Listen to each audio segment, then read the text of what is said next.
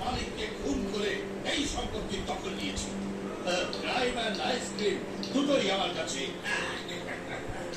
আইসক্রিমের তবু কাঠি পড়ে থাকে, কিন্তু আমি যে ক্রাইমগুলো করি সেগুলোর কোনো প্রমাণ রাখি না। এই জন্য পুলিশ আজ পর্যন্ত আমার কিচ্ছু চিনতে চিনবে কি তোর মাথায় বালি সিমেন্ট পড়া আছে, কিছু মাথায় ঢুকে না।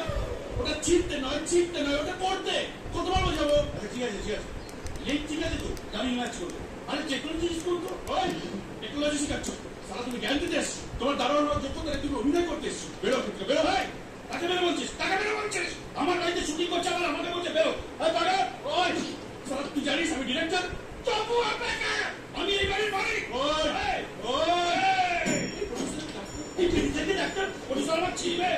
ইনি হলেন কমল ঘোষ, কিন্তু এবারটা স্বর্ণকর। তোমার পিসমশাই এর শ্বশুর মশাইকে বাড়িখানা বিক্রি করে। কমল তার মেয়েকে পটিয়ে এখন ভাড়া বাড়িতে গিয়ে উঠেছে, তবে বাড়িখানা ভাড়া দেয় একটাই শর্ত, ওকে ফিল্মে একটা পার্ট দিতে হবে। এই ফিল্মে মালটা অকাজে হলেও স্বর্ণকমল আমার কাছে সোনার তাল। আমি 57টা চরিত্র পাঠ করেছি, তার মধ্যে 50টা গেস্ট দিয়ে গেছে। কি আমার রাজ্য করতে এলো রে, আমার পেছন মারতে। কি কমলদা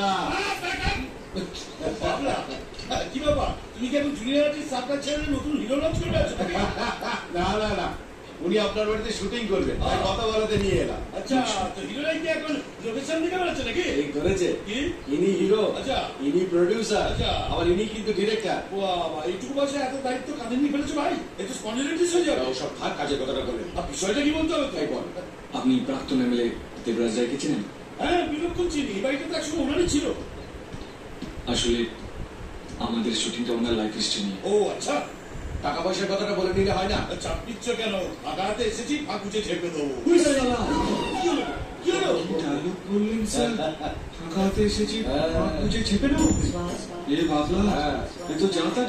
বলেছিলাম না আমাদের খুব কাজে লাগবে। হ্যাঁ, এইবার দেখুন আপনাকে আমি কিভাবে কাজে লাগে।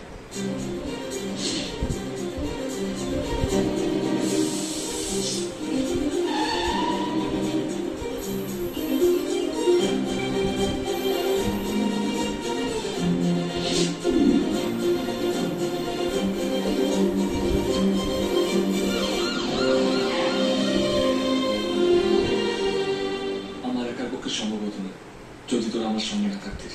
Thank you so much. ইয়ার ডোন্ট বি ফর্মাল অভি, আমরা সবসময় তোর সঙ্গে আছি।